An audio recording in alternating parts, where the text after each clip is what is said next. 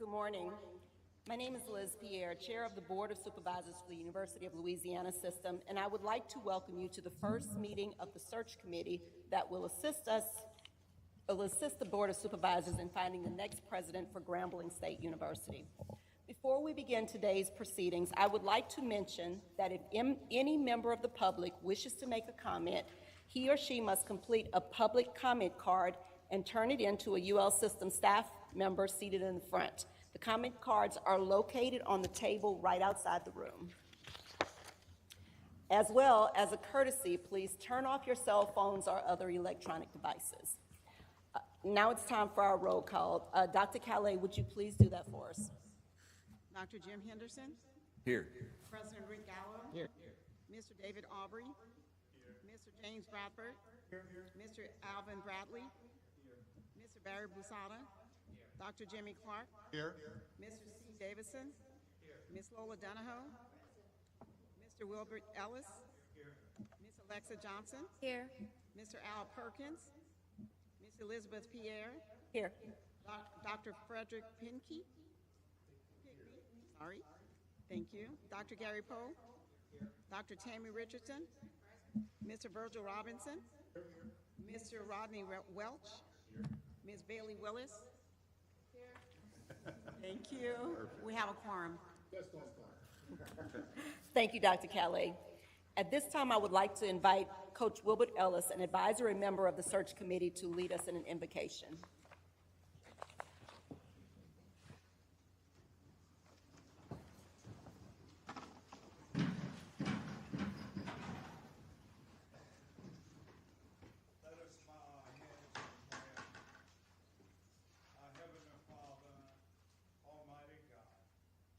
Come before thee to give praise and thanks to you.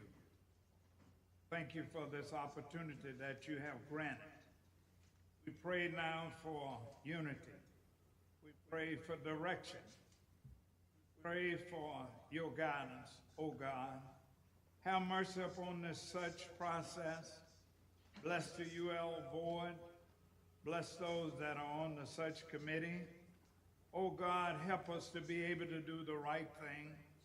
Oh God, please help us to unite and bring the community together, bring the alumni together, and bring the students and the faculty and staff. Now, Lord, lead us, but now we ask you to speak to us. In the name of Jesus, we pray. And they all said, Amen.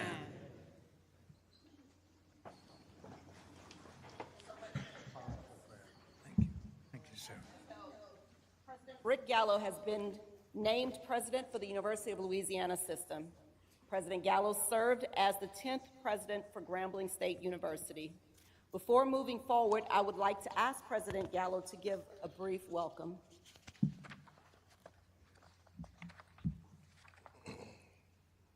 Well, good morning.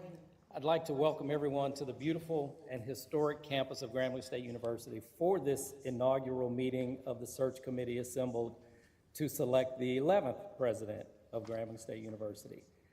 I would like to thank ULS Chair Liz Pierre, members of the Board of Supervisors, System President Dr. Jim Henderson, and members of the search committee for your commitment to conducting a fair, open, and transparent search process to select the next president to carry on the significant momentum that we currently have here at GSU. I may be a bit biased, but I believe the 11th president will have the best and brightest student body of any institution anywhere. Our faculty and staff are paragons of talent and dedication within higher education. With increased enrollment, improved retention rates, and the strongest financial position in our 122-year history, Grambling State University is experiencing what Dr. Henderson has often described as a renaissance. While transitions and organizational changes are never without challenges, our university is exceptionally positioned not only to sustain our current trajectory, but in my firm belief, to witness its most illustrious days ahead. Shortly, Chair Pierre will set the stage for how the process will work, and Dr. Henderson will issue the charge to the committee. However, as current president and one currently researching and writing a dissertation on presidential leadership, I think it's essential to provide a few points for your consideration.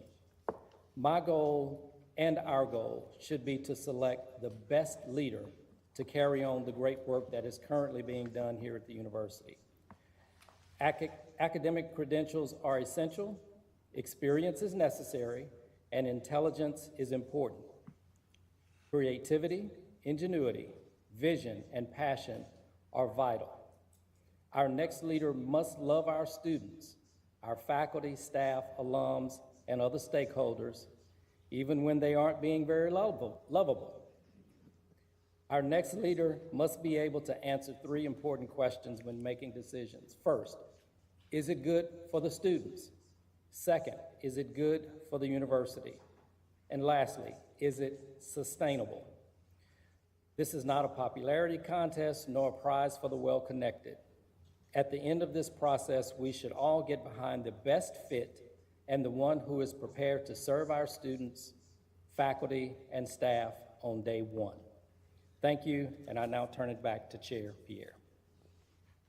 Thank you, President Gallo. As chair of the Board of Supervisors for the University of Louisiana System, I am responsible for appointing the search committee charged with finding President Gallo's successor. Our board rules define a framework for appointing members to our search committee, and using that, 9 voting and 10 non-voting members have been appointed to this search committee. The 9 voting members are composed of 8 board members, including our student board members, and an individual selected to represent Grambling's faculty, Dr. Gary Poe. In addition to these voting members, system policy allows for the appointment of non-voting advisory members to participate in the search process. Advisory members provide important perspectives and partake in all discussions and activities related to the search process. Our 8 advisory members are Mr. David Aubrey, Mr. James Bradford, Mr. Alvin Bradley, Mr. Wilbert Coach Ellis, Ms. Alexa Johnson, who is our Grambling State University SGA president, Dr. Frederick Pinkney, Dr. Tammy Richardson, and Mr. Rodney Welch. Our 9th and 10th non-voting participants are Dr. Jim Henderson, current president and CEO of the University of Louisiana System, who also serves as search committee chair in accordance with our board rules, and Rick Gallo, current president of Grambling State University and soon to be president of the University of Louisiana System. President Gallo will serve as co-chair of the search committee. At this time, I would like committee members to introduce themselves, starting with Ms. Alexa Johnson on my far left. Good morning, everyone. I am Alexa Johnson, the 2023-2024 Student Government Association President. Good morning, I'm David Aubrey, 1995 graduate of Grambling State University, former student government president, currently serving at AT&T, president for Louisiana and Mississippi. Good morning, I'm James Bradford. Good morning. Good morning, my name is Bailey Willis, and I am the SGA president at Northwestern State University and the student board member for the U.S. System Board of Supervisors. Good morning, I'm Steve Davison, a board member from Lincoln Parish, Louisiana. Good morning. My name is Lola Donahoe. I'm from Natchitoches, Louisiana. I'm a ULMS supervisor. Good morning. My name is Virgil Robinson. I'm from New Orleans, Louisiana. A 1971 graduate of Grambling State University, and I am excited to be a member of this committee and to serve with the expectations of our getting the best possible leadership that we can for this university. Good morning. My name is Jimmy Clark. I serve as the vice chair of the board. I've been part of the system board for the last 5 years. I echo Mr. Robinson's statements and expectations for a positive search from Lafayette, Louisiana. Again, Liz Pierre, Chairman of the UL System Board of Supervisors, and I'm from right down the street in Monroe, Louisiana. And I'm Jim Henderson, President and CEO of the University of Louisiana System from Baton Rouge for the next 6 weeks, and from Ruston starting in January. Barry Busada, Board of Supervisors, Shreveport. It's a pleasure to be here this morning. Good morning. I am Gary Poe. I am a professor in the College of Business at Grambling State University. I am president of the Faculty Senate at this point. Thank you very much. I'm Wilbert Ellis, former head baseball coach and administrator, Grambling State University.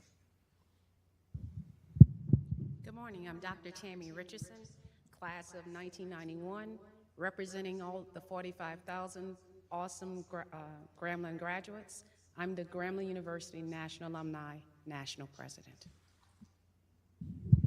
Good morning. I'm Rodney Welch. I am from West Monroe. I'm a 99 graduate of Grambling State University, and also I currently serve as the City Alderman in West Monroe. Good morning. My name is Dr. Frederick Pinckney. I'm a 1994, 97, 2001, and 2021 graduate of Grambling State University. I'm an educator with the Kettle Parish School Board, and I am from Ruston. Good morning. I'm Al Bradley, currently the mayor, City of Grambling. Thanks for this opportunity to serve for this important position, not only for this great institution, but also partnering with the City of Grambling. Thank you, committee members. This work is very important, and I certainly appreciate your commitment to finding the best person to serve as Grambling's president. At this point, please allow me to turn over the meeting to our committee chair, Dr. Jim Henderson. Thank you, Chair Pierre. And I would be remiss if I didn't point out that the auditorium we're sitting in is part of Grambling's nursing building. And just a few weeks ago, they announced for the second consecutive year a 100% passage rate on the NCLEX exam. It's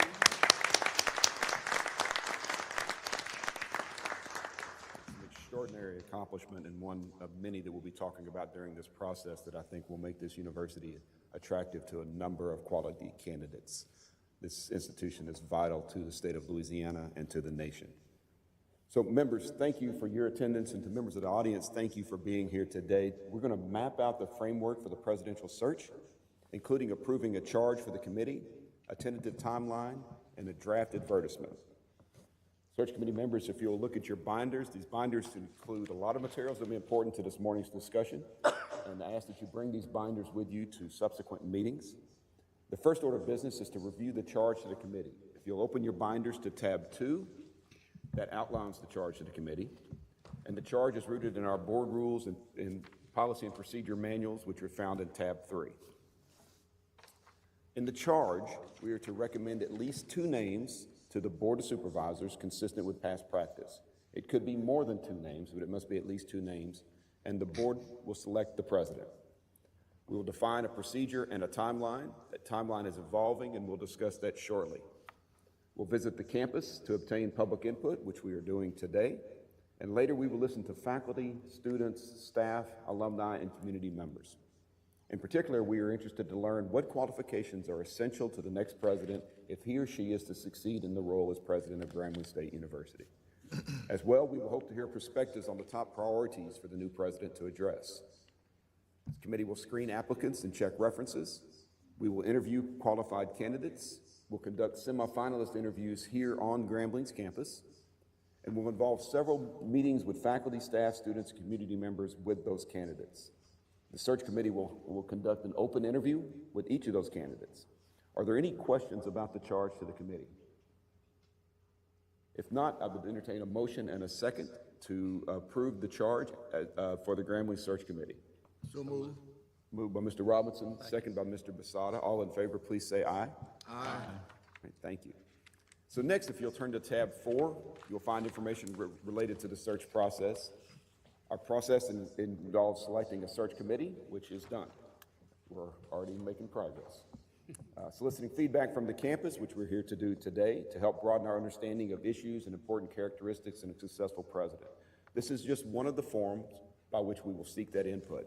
There will be a number of different methodologies by which that input can be provided. We'll develop an ad, publish that ad. We'll screen and select applicants to interview. We'll interview applicants on campus, and we'll recommend at least 2 names to the board.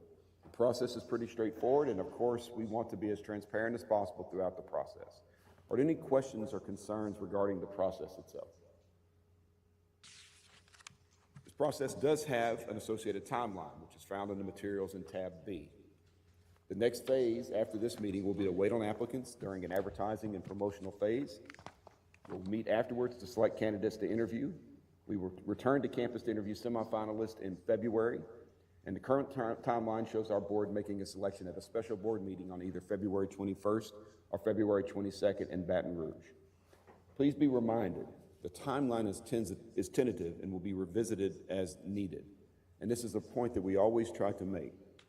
This is the timeline that helps us stay focused on the task, but the timeline is negotiable. The timeline can be moved if necessary. Finding the right candidate is non-negotiable.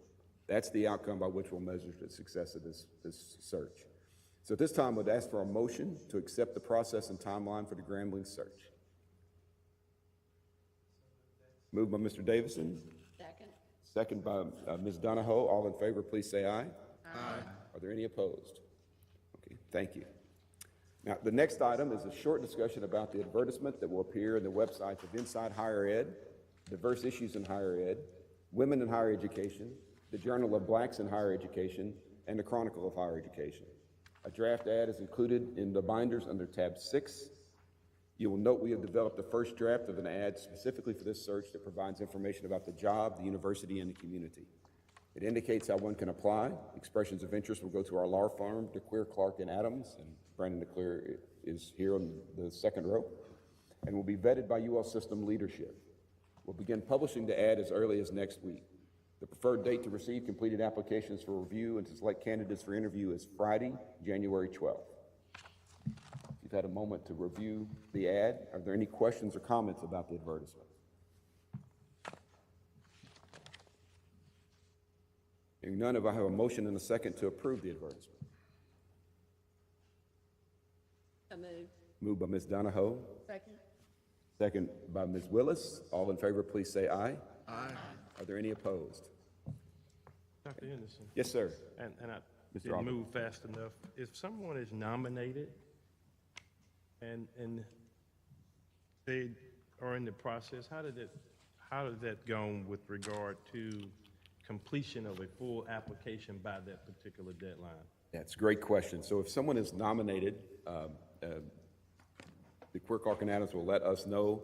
Dr. Erica Calais will contact that person and advise them of the process by which to apply. So if you choose to nominate someone, we would recommend that you get that nomination in as early as possible. January 12th is the deadline, is the preferred deadline. If we get an applicant in January 14th or 15th, that's still okay, right? So it's the preferred deadline, that's the point by which we'll start considering the applications. So hope that's fair. Thank you. Yes, sir. Now, in order to fulfill our search responsibilities, it is important that we have a good sense and understanding of this university and its constituents. In the left-hand pocket of your binder is an overview of Grambling. I think will provide you some useful information. We'll also have more provided later in the meeting. But now we move to a very important part of this process. Before you move, you in reference to the question that David asked about the deadline being January 12th, and in your answer you said it's okay if we get one after January 12th. I'm a little confused on that. You know, I think if we got a deadline, it's a deadline. Yeah. So that is the deadline, and this is a national best practice. That's the deadline by which best consideration is given of an applicant. So if you want to be considered and be guaranteed to be considered, you must get your application in by January 12th. However, typically we don't have a hard and fast deadline for that, but if that's something that the committee would like to entertain, we can certainly discuss that. The national best practice is to have a preferred deadline date. Okay, I understand, Because my position is that if a person is interested and, you know, he or she want to make an application and they know the rule, if they come afterwards, then they're not as interested as I think they should be.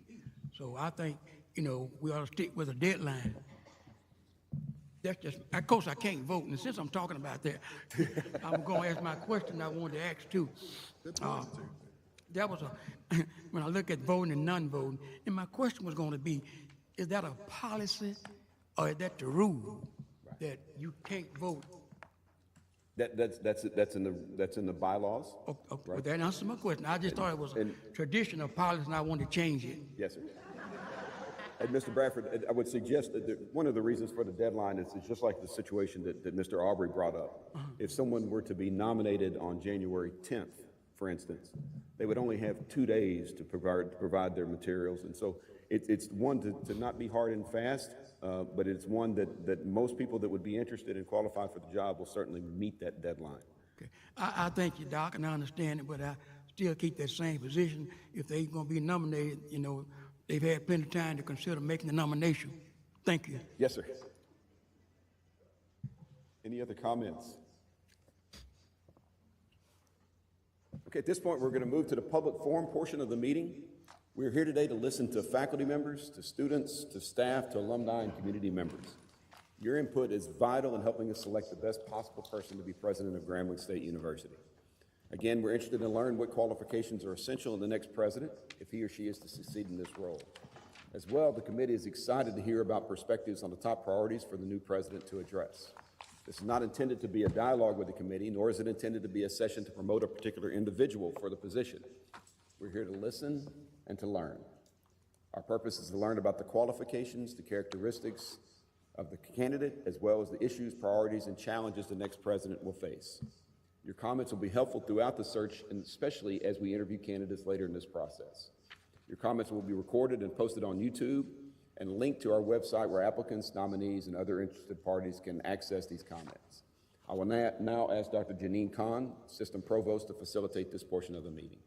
Good morning, everybody, members of the search committee and those in the audience. It's a pleasure to be here on the campus of Grambling State University.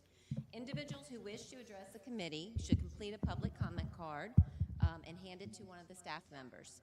The comment card Turn your mic on, please. Or you can receive one toward the front. Thank you very much. Those who have submitted cards will be individually called upon to share their thoughts with the search committee about important qualifications and/or priorities for the next president of Grambling State University.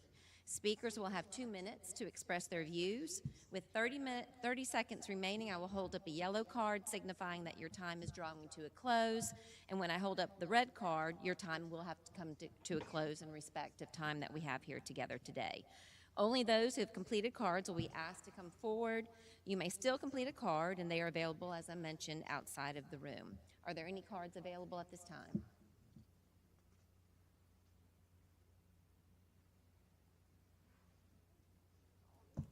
We have some cards. We have some cards in the back of the room. Yes.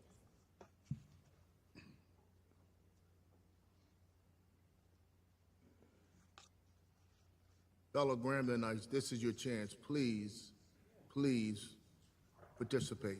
We need to get your feedback. We don't want to leave and go away and we find out that there's a lot of conversation that's going on about what, and you didn't have time for your conversation. We need your feedback. Thank you, Supervisor Robinson. We do have one comment, and we'll slow the roll so everyone has a moment to complete a comment card, and you can either walk it up or hand it to somebody. But I'll go ahead and move forward. If we can have Mr. Russell Leday, who is an alumnus of Grambling State and also a staff member. Mr. Russell?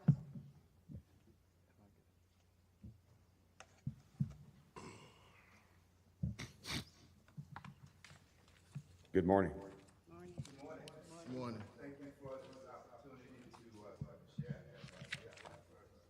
But that's okay. I've had the opportunity to be a part of the process since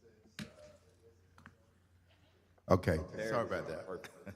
I've had the opportunity to be a part of this process since Dr. Joseph Johnson retired from the institution. And in this case, we were successful with our last president. And we don't need to go backwards. We need to make certain that we bring in a leader that's going to enhance us and move us to the next level and even higher. So the only thing that I wanted to suggest, there were just a couple of characteristics that I thought that the new leader should possess. One, they should be an innovative leader. Now is the time to truly think outside of the box. Student-centered. You're not focused on the students, and while you're here, that's our product. Athletic friendly. Stop fooling ourselves. Grambling State University is an athletic institution. Community oriented. We have to work together. The town and gown situation is very important. HBCU experience. We have to understand the culture.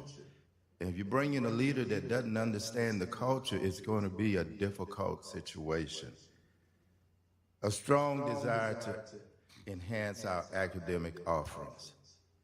If we're not allowing students to learn what the environment, what the world is looking for, then that's not going to help us. And finally, we need someone who's going to focus on campus beautification.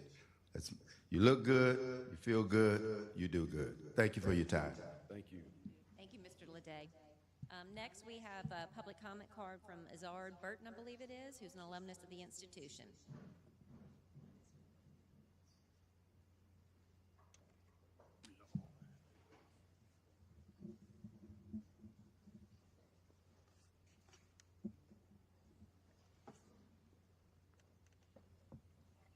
Good morning, Mr. Burton.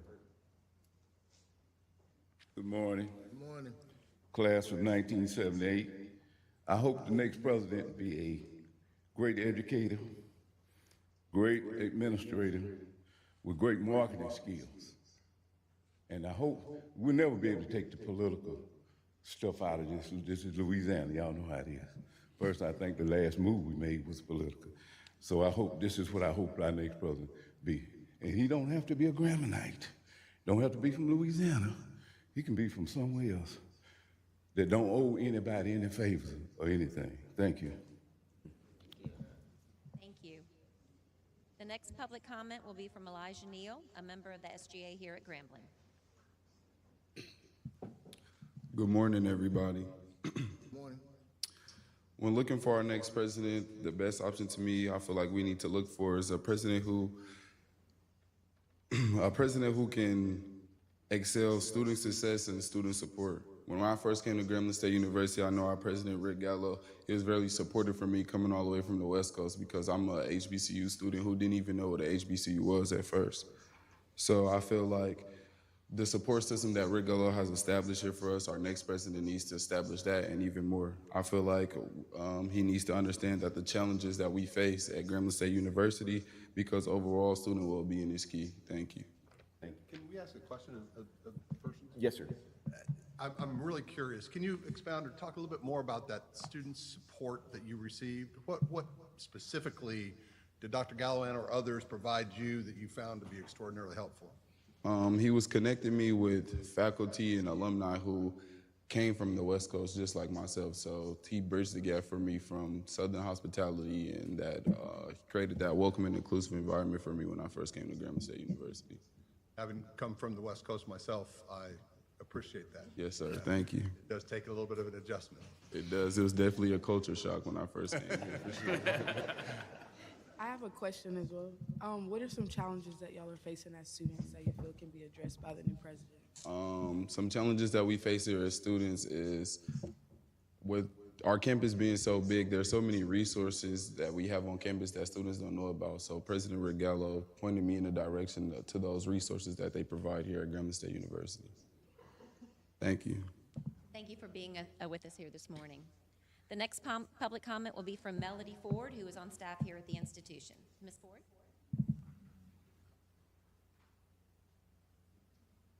And we do have microphones on both sides, so don't feel like you have to come to this side. There's one here too.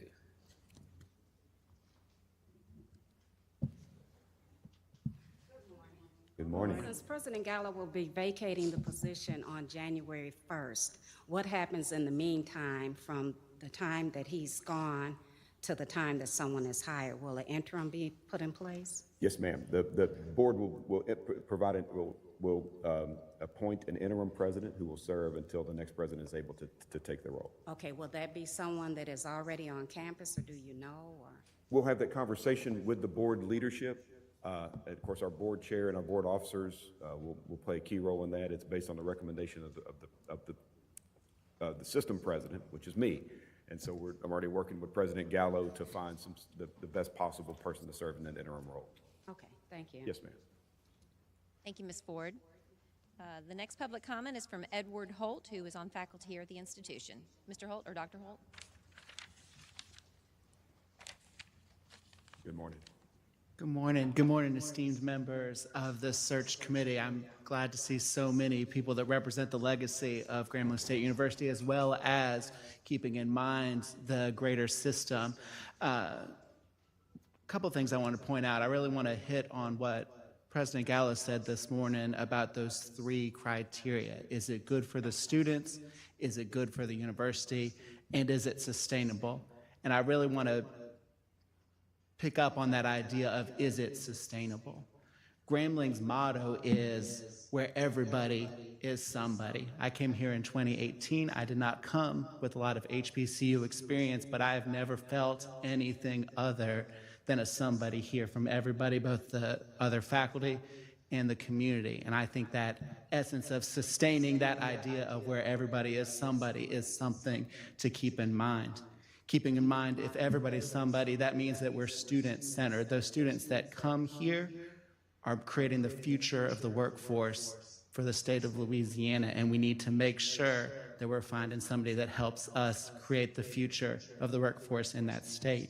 Keeping that in mind, where everybody is somebody, we also have to keep it faculty-centered. The faculty are going to be the ones that are shaping that product, shaping the students that'll go out and be the future of the workforce. And so we need somebody that is not looking to come in and streamline faculty, but rather looking to enhance the faculty that are here, enhance the faculty support, and make sure that we have a robust faculty that is able to do the work and the mission of not only Grambling State University, but the ULS system. Dr. Susanna Manette Mayo would like to also provide public comment. Dr. Mayo is a member of the faculty and alumnus of the institution, serves on the faculty senate, and lives here in Grambling, Louisiana.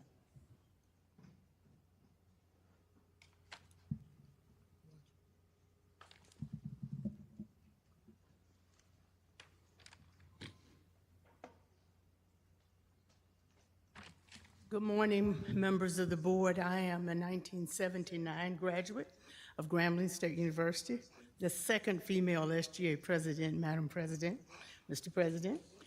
On behalf of the community members that could not be here, who have been texting me, Coach Ellis, since about 7:30 this morning, and on behalf of some alumni who couldn't make it here, like myself, Mr. President, Mr. Arbery, SGA presidents, about 9 of them that sent me texts. I won't take my 1 minute. I will just ask you 3 things to consider. 1, on behalf of the 13 alumni, former faculty members who are over 90 years old, including my godmother, Mrs. Thelma Williams, it's raining outside, who chose not to come. She wanted me to ask you 1 question. Will you pick a leader who we can work with? That's her question. On behalf of the SGA presidents, there are 14 of us formally who are active.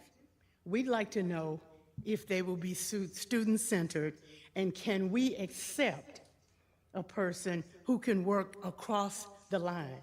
I just left India. I have jet lag, and Grambling's name is universal. We took students to India, and they showed up, Dr. Henderson, and they showed out, Mr. President. And so I ask you as a faculty member now, I used to watch these proceedings in Washington, D.C., where I retired from the government, in Kansas State, where I got my doctorate, and I'm pleased to be here today in person because I'm glad that I'm having sweet, bitter comments about President Gallo leaving. As a homegirl, I'm happy Very, very elated that you're leaving, Rick. But as an alum and as a faculty member, I'm concerned about my institution. We are at a crossroad. We can't get this wrong this time, board members. We've got to get it right. If we're gonna move forward, we gotta have alumni, Mr. Bradford. We gotta have folks, Tammy, Pickney, Alvin, Mr. Virgil, who will take us to the next level and can be committed to the community, town and gown, working together. So I pray that you will make the right decision on the interim as well as the person who would come behind us. I know you can do this. We have one time to get it right. Our whole future depends on it. Thank you for allowing us to be a part of this today, and I know I can trust each one of you. Believe me, I'm in the state now, and I'll probably call you with Ms. Williams and tell you what we think about it. Bless all of you, and I know you'll make the right decision for us. Thank you.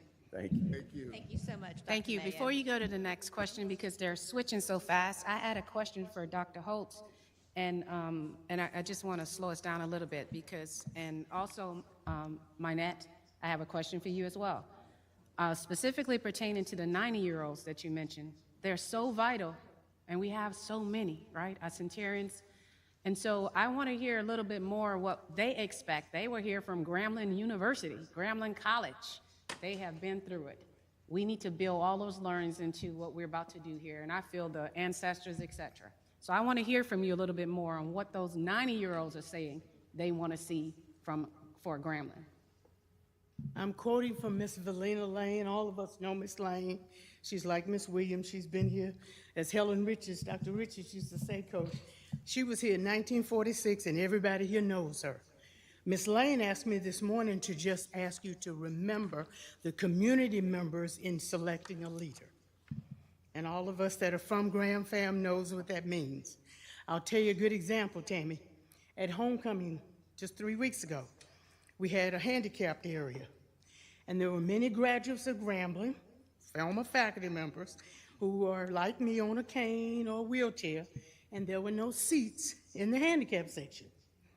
Many of them said, come on, y'all, we can put some seats in the handicap section. So I think those are the kind of things they're talking about, Tammy. Also, let me give you my neighbor, Miss Nelda Basie. Everybody knows Walton and Nelda. Walter played in the NFL. He played for Coach Rob. You know, he's down at the junction in the morning when you get your coffee. You want the news in Grambling, go to the junction. Everybody's there.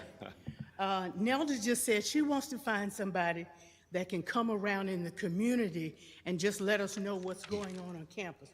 We don't have the Grambling night anymore. And so people in the community kind of get their news through the grapevine. Mr. President knows what that means.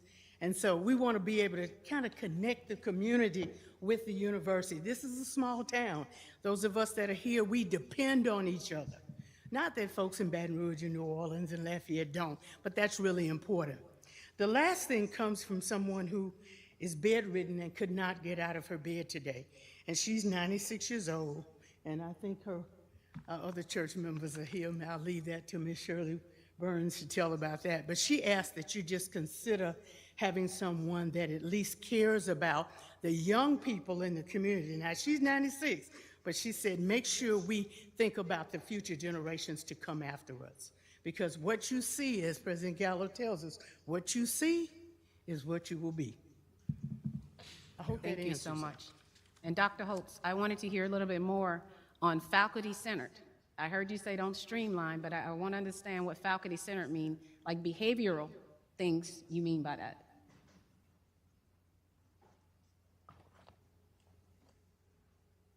There's been national conversations about right-sizing faculty, about trying to have faculty, trying to right-size faculty. And I guess my comment about it is if you do not have faculty at an institution, then you don't have anyone to educate the students. So to keep that in mind, even though we have budgets to consider, even though we have a wide variety of operations at a university. I think my idea of faculty-centered is someone to support the idea of having people here to educate the students, faculty-centered in the sense of being able to provide professional development and allow the faculty to achieve in the same way that we then can hope be modeled and present on to the students. Just a couple thoughts Thank you. about that. May I ask a question of Of course. Dr. Holt? Dr. Holt, you've been a faculty member here since 2018. How would you describe the current faculty? YouTube.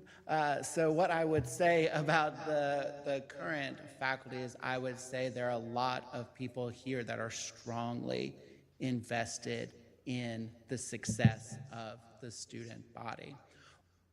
I would say that in my capacity, I'm the chair of the history department, and I've been doing, our department's been doing an oral history project where we've not only talked to community members, but we've also engaged with faculty that have been here as long as the 70s or even more recently. And there is a true feeling of community, a true feeling that the word Gram Fam is not just a catchphrase, that the Gram Fam actually means a sentiment. In terms of the faculty themselves, that's what I would say. I would also add on that I think the faculty are yearning to be able to do more, and I think it'd be incumbent on the next president to be able to help facilitate the resources in order to allow the faculty to be able to move to that next level. Let me follow up to that with another question, if you might. It's no secret that the faculty at Grambling are severely underpaid, quite a bit underneath the regional average for faculty members. How does that affect the retention and motivation of faculty members? I would say that HBCUs, historically, we've always done more with less. But could you imagine how much more we could do if we were at parity with our sister institutions? So should it be a priority of the new president to find a way to bring our salaries up into the regional average? As I said, imagine how much more we could do if we were on parity with the regional average. Thank you, sir. Thank you, Mr. Holt. You were amazing. He's a very popular man. And Yes.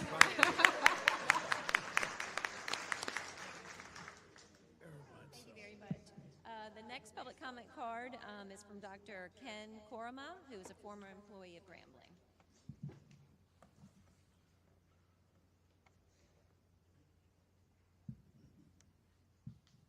Yes, good morning, and thanks for the opportunity to make a comment.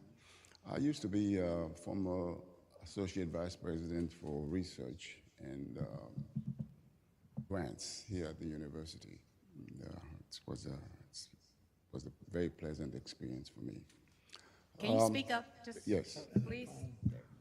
Academic institutions in this country serve basically three purposes. The first is instruction, teaching, and the second is research. Research which provide the faculty the knowledge, current knowledge, to teach in class. And the third and the most, probably one of the important ones, is community service. An institution has to serve the community in which it lives, enhance the development of that community. So, I'm only recommending two things that this new president would have to think about, and that is encouraging faculty to do research. Without research, you'll be talking about things 30 years ago and not current. And the second thing is community service. We have to provide service to the community we serve. To that extent, I'm recommending or think that the next president would have to work very closely with the city of Grambling. These are two institutions that without working with each other, nothing is going to happen.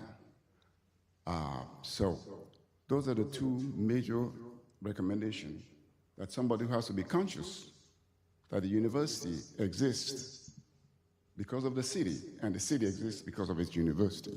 Thank you. Mr. James Bradford would like to provide public comment.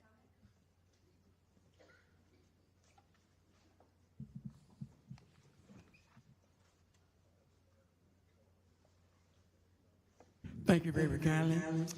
I'm a member of the committee, but I'm also a Grambling alum first, and been one since 1965.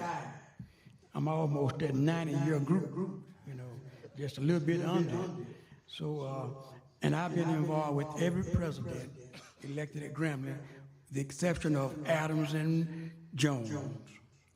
And I've been down to Baton Rouge many times to help get some and to help remove some. You know, and my criteria is if they're not what's best for Grambling, then we need to remove them. If they're doing what's best for Grambling, we need to support them. Now, we want a president, number one, that's committed to this university. Number two, that makes decisions based on what's best for the university and not for him or herself.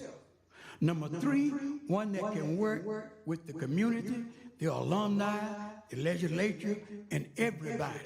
He or she has to be able to be a good PR person, you know.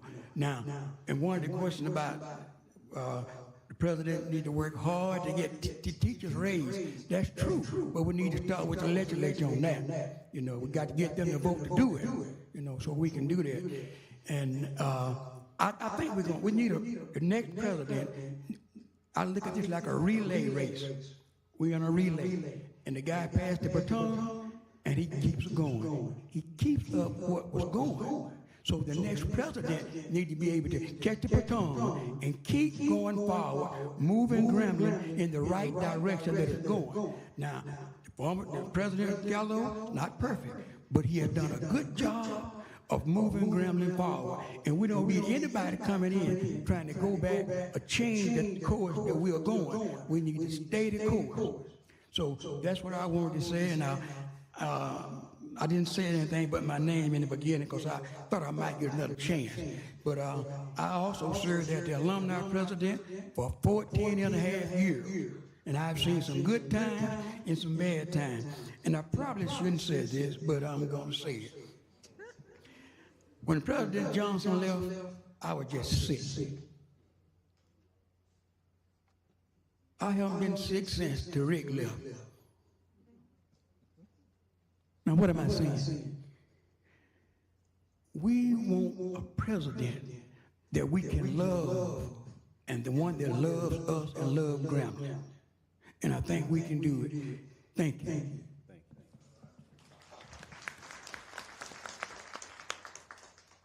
Thank you, Mr. Bradford. We have 3 more public comment cards, so there's still time to fill one out if you care to make comment today to members of the search committee. At this time, I believe it's Alana Wilson, who's a student here at Grambling. She would like to provide public comment. Welcome. Good morning. Can you guys hear me? Yes. It's Elena Wilson. I'm from Detroit, Michigan. I'm a senior here, and I have a couple of comments, and I have one question. I believe that we need a president who's going to keep us on our toes, hold us accountable, because I feel like since I had the honor to work up under Dr. Ellis for a year and a half as like a student leader, and I've noticed that with him, he's a great communicator. He's very effective. How he runs his area, he knows how to manage. But I've noticed in other departments, it's like a lack of communication. And I believe that people are complacent, and so they're comfortable. And we don't want a leader we want him to set the tone, him or she to set the tone and actually make sure that we are handling our business and making sure that we are getting things done at proper due dates, because it's a lot, I feel like it's a lot of people, and I hope no one take offense to this, that are just comfortable and not doing the job that they need to do. Also, I remember Dr. Poe, I don't know if you remember me, but it was a statement that a term that you used called, I think it was institution incest. Is that what I think so? So that is basically when people from an institution only hire other people who went to that institution. Do not try to broaden their scale. I think that we need to branch out and find people with different mindsets, because if you hire too many people of the same place in the same area, then everybody's thinking alike, and nobody's really thinking outside of the norms. And my question would be, if I'm, as a student, if I wanted to be more hands-on with this process, how would I go about it? So in terms of being a student, being more hands-on, there'll be multiple opportunities for you to provide comments. There'll be a forum where we will bring semifinalists to campus. I hope that forum with students is packed with students, where you'll be able to interact directly with all of the semifinalists that are brought to campus. That's one of the best ways that you can determine if this person is the best fit in your mind, is that direct communication with them. And so that's what I would suggest. Okay. Thank you. What? Thank you for coming forward. Ms. Wilson? I do. What did you appreciate in your current president that you would like to see carried forward? And then, because again, no one's perfect, what would you like to see in addition to that in that future presidency? To be honest, I don't really make statements off. If I didn't have a personal, like, relationship with that person, not even personal, or just see him as often. I don't stay on campus, so I just handle my business and go home. But I can say about Dr. Ellis, because I worked directly under him, I realized he was the type of a leader who he will make a promise, not even make a promise, he puts in the effort, and he actually put in the work, and he cares about the students. You can tell by how he walk, how he talk, everything. He's fully invested, and I believe that we need someone like that. And I'm not saying nothing was wrong with how you did, and you did a great job. But I'm just saying, I never worked up under you. I've only seen you speak at public whenever the institution had a guest speaker or something, or graduation. But I know I can only be like real and honest. I've worked up under him, so I see how he leads, and I can just do that based off of that. So I think that someone who shows that they care and they're well-rounded and they're open-minded to new ideas, and they, like, it was one time, a particular time, I was in a meeting with Dr. Ellis, and he turned over to me. He said, "What do you think?" And I'm like, oh, okay. He actually wanted to hear my opinion. So being invested and just hands-on and allowing students to understand that we are all in this together. It's not a separation between faculty and students. We are here. We have to work together, and we need y'all just as much as you need us. So making sure that it's clear and concise and that they understand that, I think that's a major thing. One thing I'd like to add to you, if you want to speak to me directly, or you want other students to speak to me directly, we really want your input. What the faculty has done is we have met, our Senate has met, we have many criteria, but we want to hear from you because you're who we serve. But for you, we're nothing. Yeah. Thank you. Elena, Yes. I want to echo Dr. Henderson's, suggestion that you and other students attend the forums that will be held. I say that not just because the numbers are important and so on, but I found in my experience of being on this board and going through several presidential searches now, students have a way of getting through and really hearing things that some of us others don't hear. Yeah. Your comment that you just made, that you actually, Dr. Ellis actually wanted to hear your opinion. You were able to feel that, know that, and recognize that. People can say that all they want, but students have a way of really understanding if it's genuine. So I'm hoping you'll do that, and then certainly provide us that feedback about what is being genuinely given to you as a student. Okay. Thank you. And also, the board appointed your SGA president, Alexis Johnson, to represent you as a student. So I would encourage you as well to encourage other students to collaboratively come up with how you feel about this presidential search and bring it to Alexa, because she literally represents y'all's voice on this board and on this search committee. Elena, I have one final question for you. You mentioned you were from Detroit, Michigan. I came to Grambling from the Republic of the Philippines. You say you lived off campus now. I didn't move off campus during my undergraduate experience.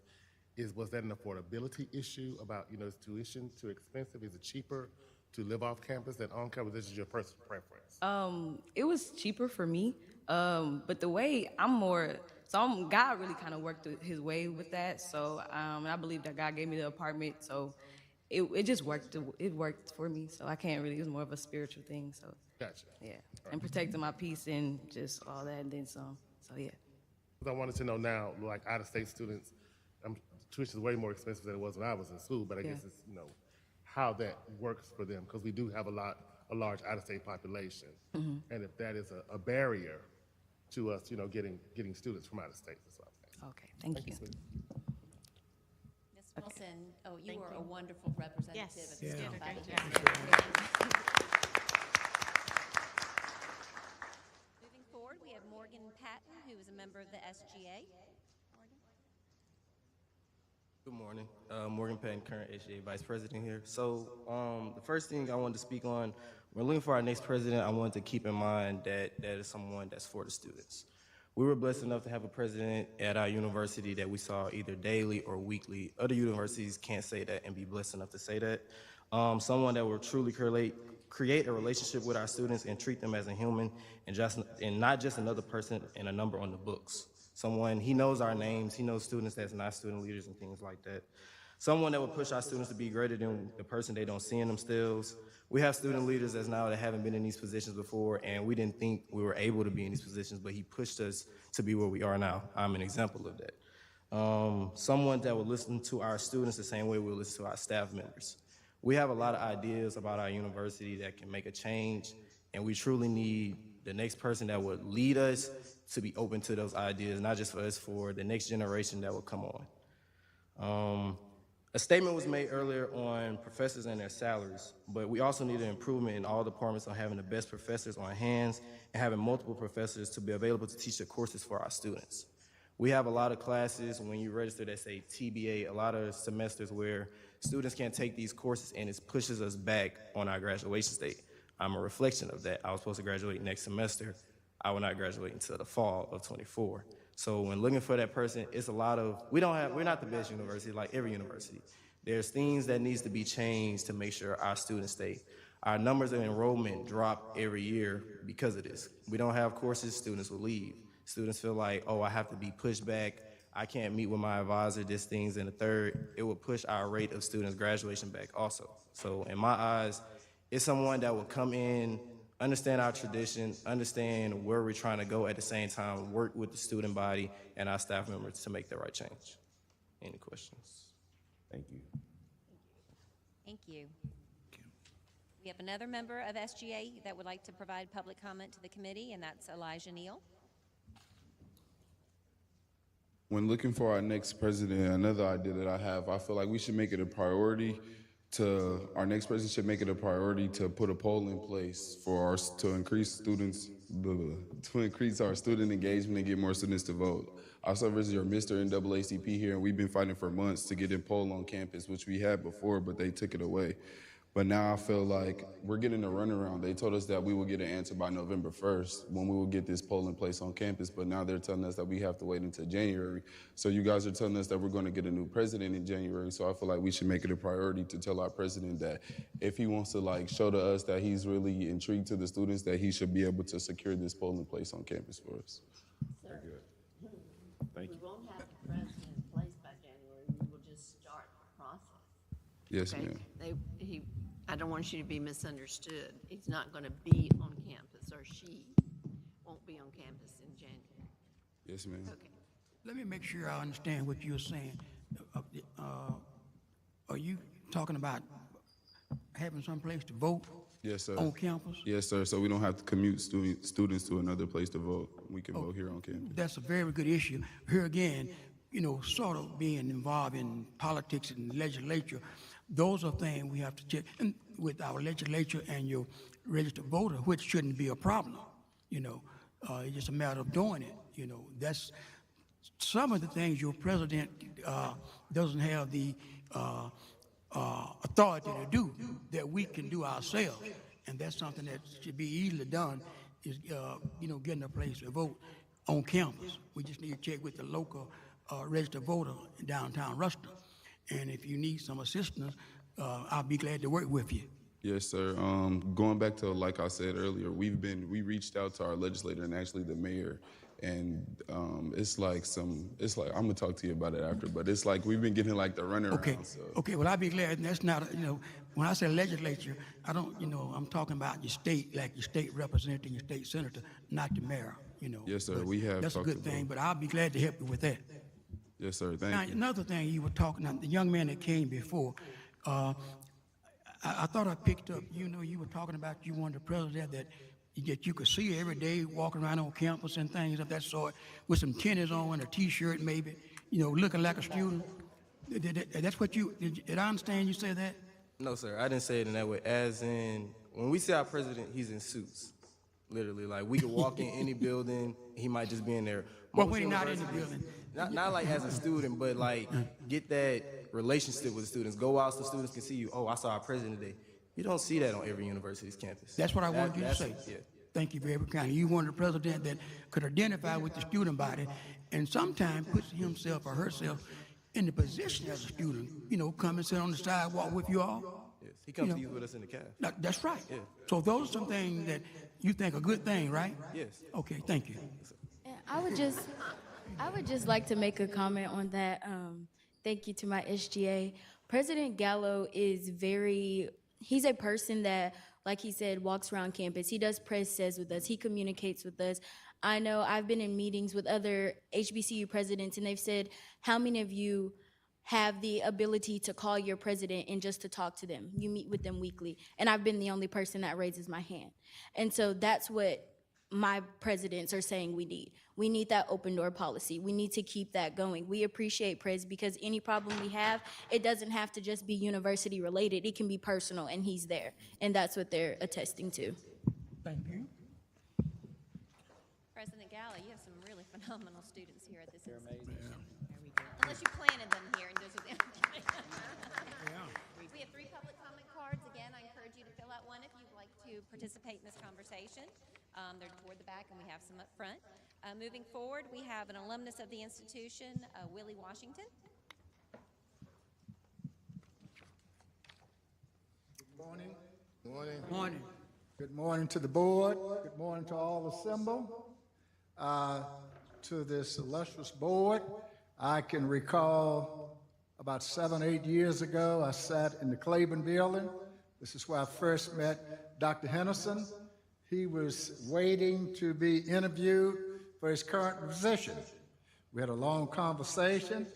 My good friend, President Gallo, that summons me to come to Baton Rouge to be a character witness for him. So this day is with mixed emotions. President Gallo is just like a son to me. He grew up in my house with my boy, so he's just like a son to me. But we know that his work at this university has been completed. So now he moves on to something else.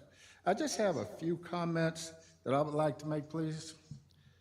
And mine is just a little different because I'm in the third base of life, on the third base of life. And I'm not ready to go home yet, but I'm on the third base. I came to this university as a poor boy back in 59 years ago. 59 years ago. And I enjoy the quality of life that I enjoy almost 100% to Grambling State University for caring people that took a chance on me. We talk about a caring president, R.E.W. Jones, who I worked in his yards. Worked for him. This was during the days of segregation. I also was with, and Coach Ellis knows exactly what I'm talking about, with Ben Gibson, I hate to call that name, and other guys. We carried peaches to guys like you on that board. Down to South Louisiana, we carried them peaches. So those were the days of segregation. To come to this time, you see how good God is? To let us be a part of this process. To let us be a part of this process. And so I think that one of the qualities that I haven't heard, that I think we need to have, whoever's president of this university needs to be a strong Christian person. They need to have strong Christian values, because we're in the belt bottom. This is the belt bottom of the state of Louisiana. A lot of Christians, we say we're Christians, So we need a good, solid Christian person so that when students go to church, they can see their president. When they're in other religious settings, they can see their president. And those Christian values will filter over into how they run this university. It will filter over how they run this university. In addition to that, let me get my notes right here now. In addition to that, I think that they have to have strong family values. Strong family values. All of this filters over into this university. It filters over. You can't do it in isolation. You can't be a strong family man. You say you want this university, a family, and you don't bring those same values in. So it has to be a strong, strong family value. You got to be a proven leader. You have to be a leader to be able to, so this is not only the job training. You have to be a proven leader. You don't have to be a proven leader as a college professor or somewhere in higher ed. You could be somewhere else, but you're a strong Christian, a strong leader. Because a strong leader surrounds himself with good, strong people. You don't have to be the smartest person in the fight. Brother David, Gerald Cobbs used to say, you surround yourself with strong people, let them do the work. Let them do the work. In addition to that, as Mr. Bradford says, you can't get around politics in the state of Louisiana. Nowhere else. You got to be able to, because the politician controls the money. They control the, you got to be able to tap into that resource. You got to be able to tap in. And you have to be a strong community. We heard this all around. Community. Grambling is a community. You got to be a strong community person. You got to be seen here. You got to be seen there. You got to be visible. You can't run that school in the office time. You got to be out there in this community. I just pray. I pray to God. I pray to God that this board would think hard and select a good person for this university. Because I just believe that being on third base, Coach Ellis, I might not be able to chance to see a 12th president. I hope I'll live. You got to get good superiority, and I hope y'all don't get offended. I hope he doesn't get offended. You got to get strong people that can tap into Steve Davis and his family and other families. That's one of the strongest supporters of this university. You got to have somebody that can tap into that group. You have to have somebody that can tap into Coach Ellis and James Bradford and all these other guys that can tap in. You might not know where to go, but they know where to go. So we just pray, Madam President, and thank you. I'm sorry for going over my time, but I just thank you for giving me this opportunity. And to my good buddy, Rick Gallo, you know I love you. You know I love you. He hadn't heard that this is not the first time he heard that. I'm not saying that I've demonstrated it to him. He knows that. And I thank you, and God bless Grambling State University. And I have to go to the doctor. Thank you. Thank you so much. We have Barbara Lewis, who's on faculty at Grambling. Miss or Dr. Lewis, please.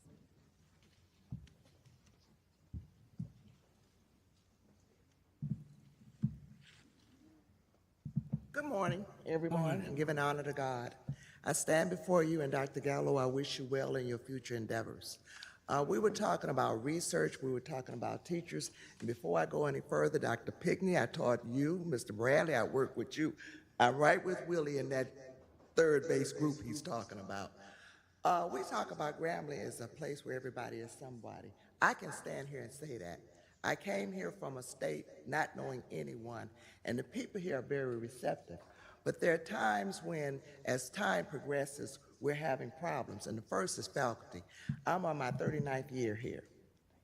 I've seen the faculty, we have produced doctors, lawyers, and whatever.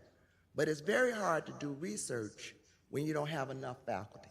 And this is what the young man from the SGA alluded to, possibly is due to budget cuts or whatever, but I would love to have a president come in who understands, because without the students, we don't need faculty.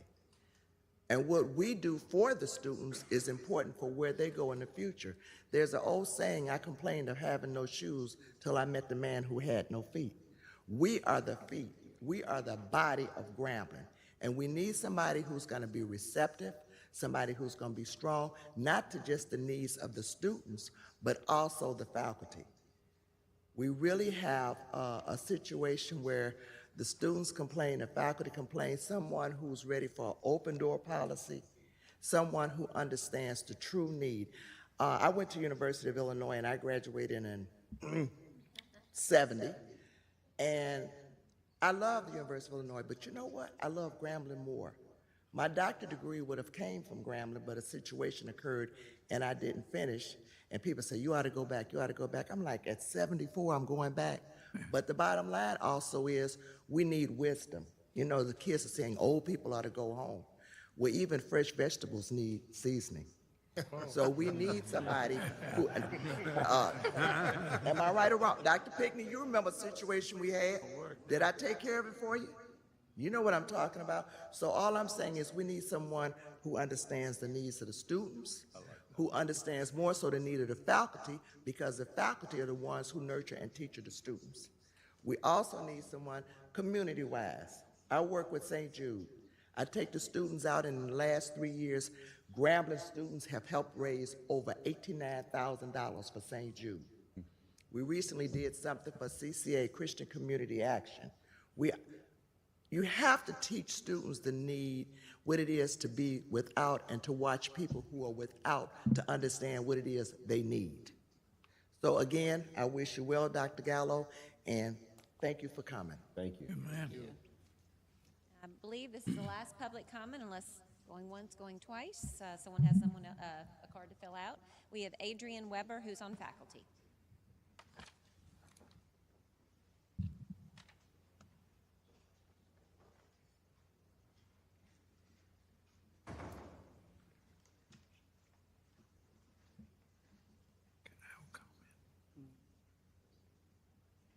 Good morning. I believe I may be one of the newer persons here. I've been here 5 years in January, but I've gone and worked at several institutions across the country. So my responses deal with previous experiences, nothing that has occurred here, but what I have seen elsewhere that I would not like to see happen here. So, a president that does not think that everything here is bad and wrong. Because sometimes presidents go to institutions and they bring in people who aren't good for the good of the institution, and then we have problems and turnovers, and it's not good for the morale of the institution. And I've seen that happen other places. Change can be good, but it must be good change. Someone who is not here to kill the momentum of growth and development. One of the most attractive things for me applying for the job was the forward thinking about a digital library. When a president steps out and makes a statement that we want the next best thing that's out there, that's a strong statement.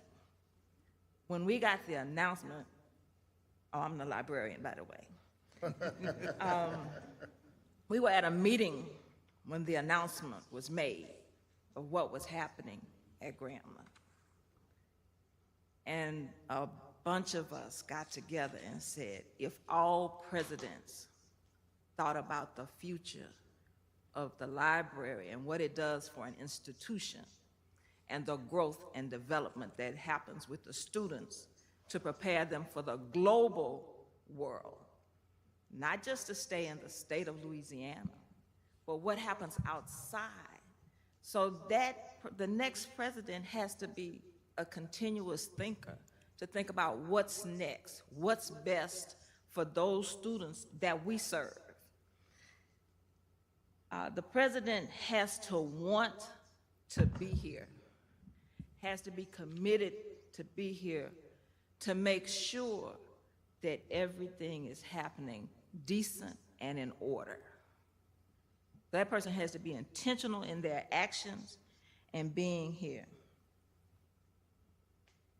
Bottom line is that person has to be vested in what they're doing, not coming here because it's a job or coming here because,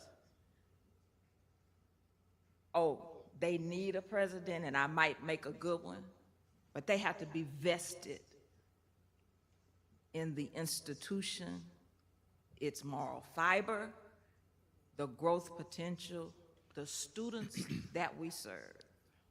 Because parents, guardians, or whoever brings their child here, they have to believe in the leadership, the faculty, and the other students that they're leaving their children with. And so that president has to show them that we're the full package. So the best thing I can say in 2 words is intentional growth with the next president. Thank you. Let me ask you a question. And this has not come up, and I just was thinking about it. You know, normally when we talk about we want the best president, you know, we look at some paper. You know, who has the best credentials on some paper. Just because you got good credentials on some paper doesn't mean you make a good president. So would you be willing to say that in addition to those credentials, that person must still have something to go along with those credentials? See, the ability to get along with people and to be a community person is not only a piece of paper, it's in the person. So are you saying we need to look at a president from all angles, not just his qualifications with a PhD or whatever degree he has? He or she can have that degree, but don't know how to get along with people, don't know how to be a leader.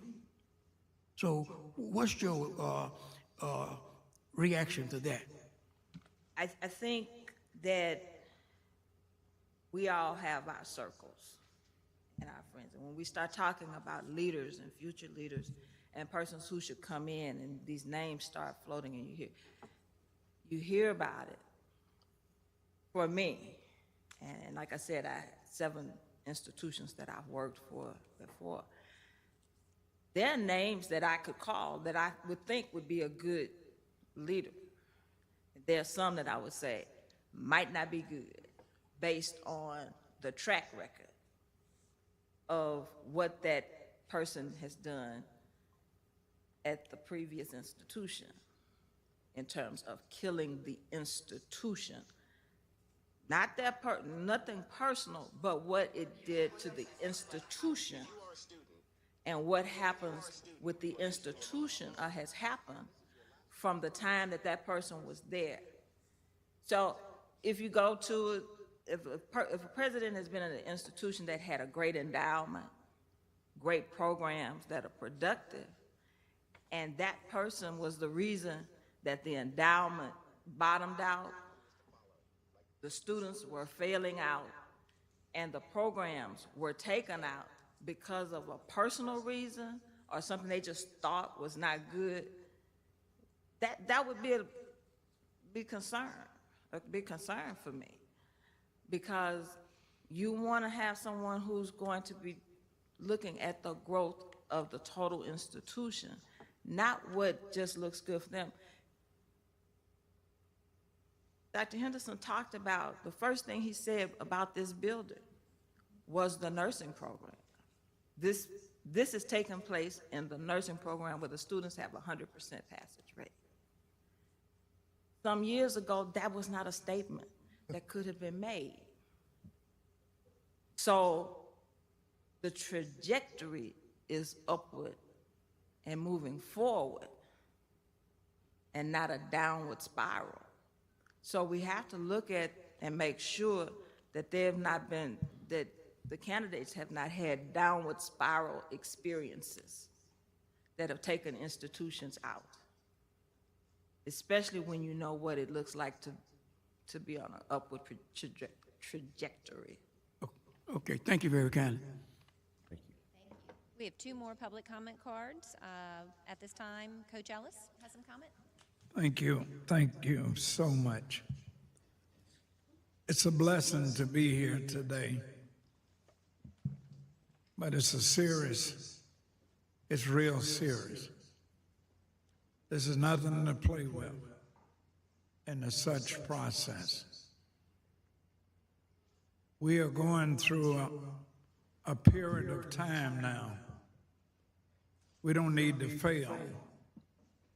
We need to try to make sure that we have somebody who's going to move in the direction that is needed for this university. Grambling State University is very dear to so many people. And I say at this time that we need to make sure that God is involved in this such process, because we don't need to fail.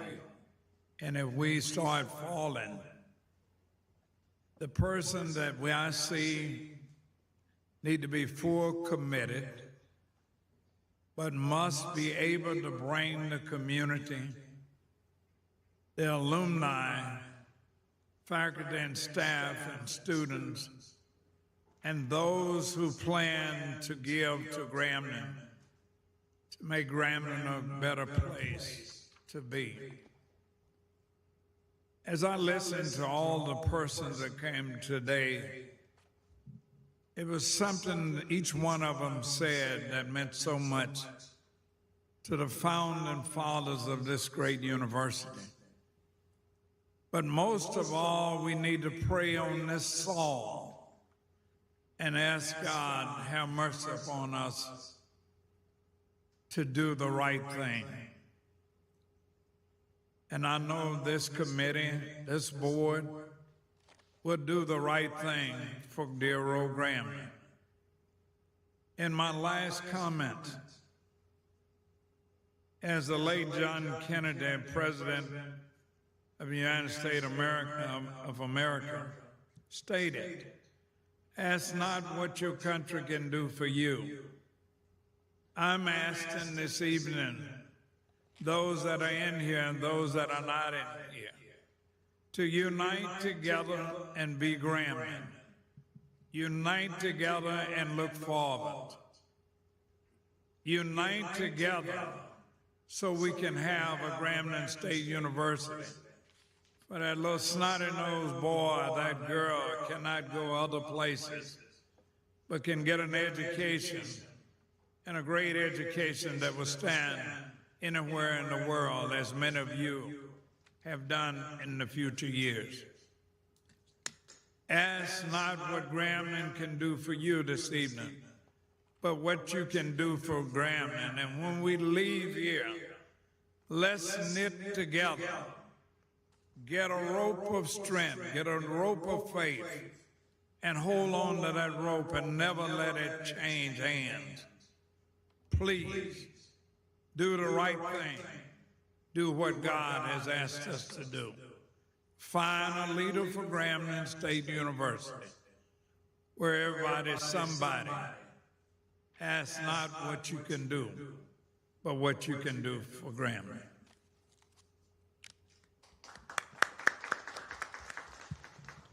Last but not least, Dr. Tammy Richardson. Yes, thank you.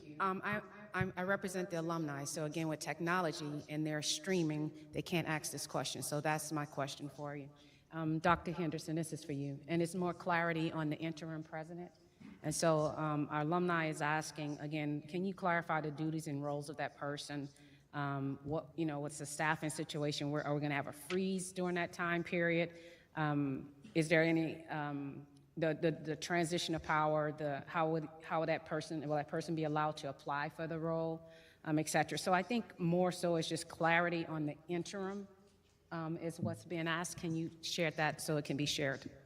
So I will work with President Gallo, who will be the incoming system president, January 1, and will be the direct supervisor of the interim president.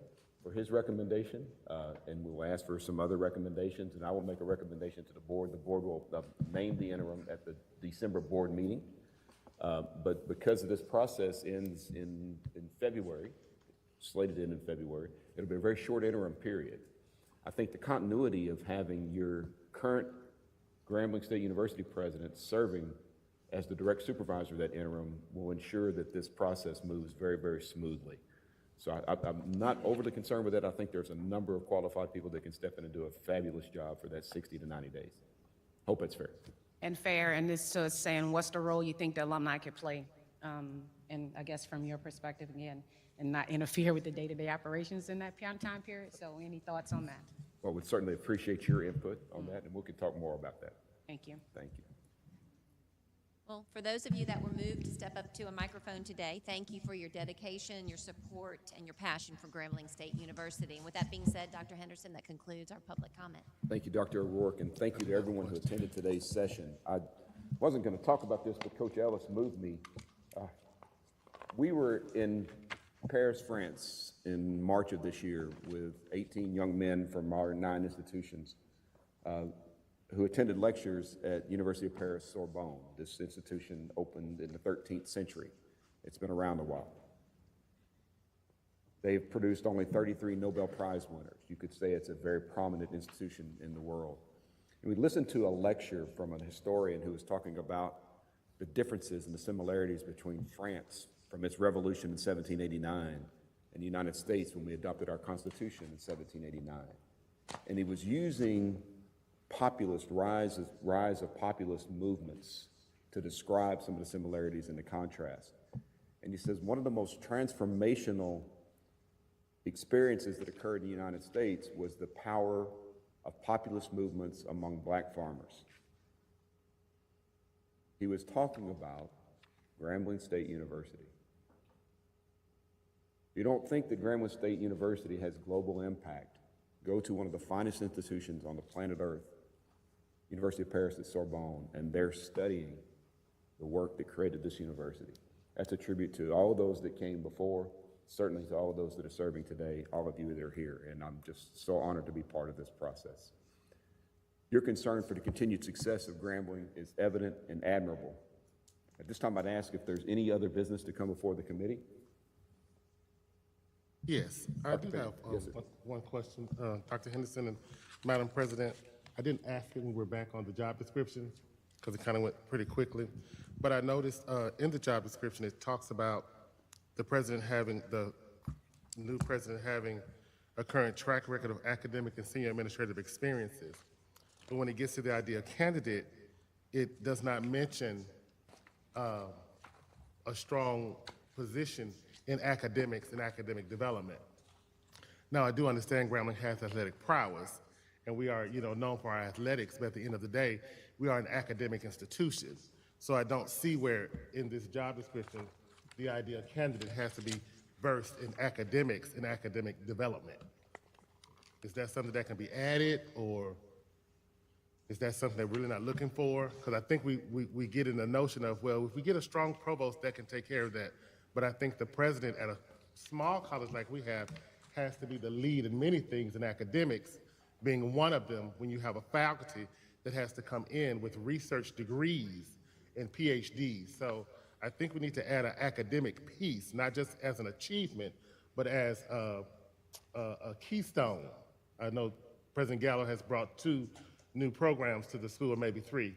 We need to continue in that trajectory, but we don't have it in the job description.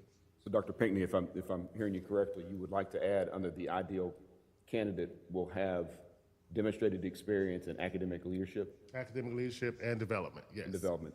Would the voting member like to offer that as a motion? I would make that motion. Moved by Dr. Poe. Second, I have to have a second from a voting member. I appreciate that. Second. Second by Mrs. Donahoe. All in favor, please say aye. Aye. Any opposed? There may be some more discussion.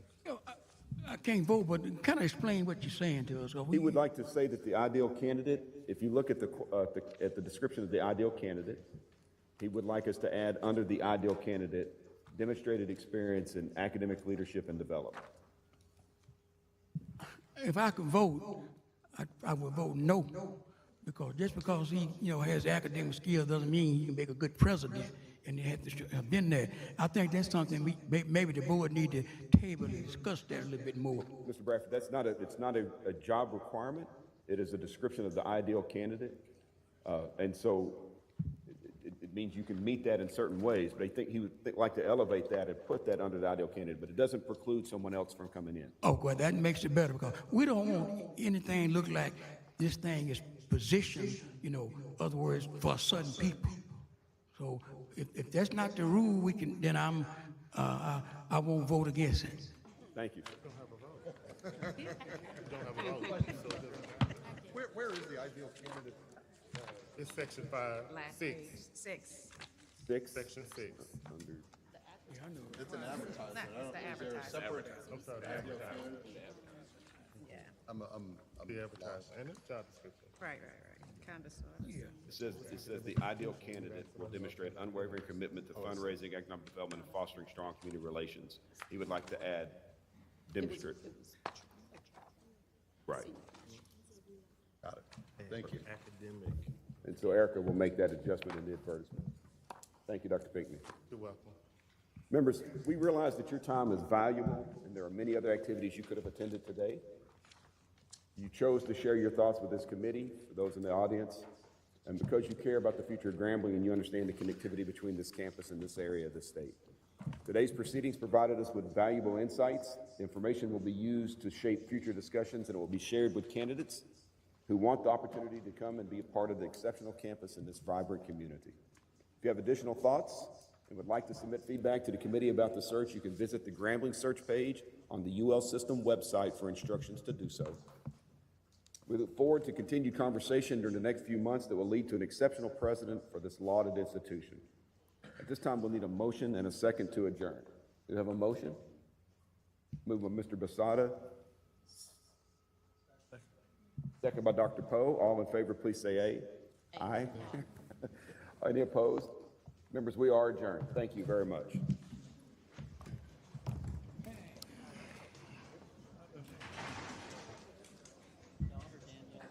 Heads up.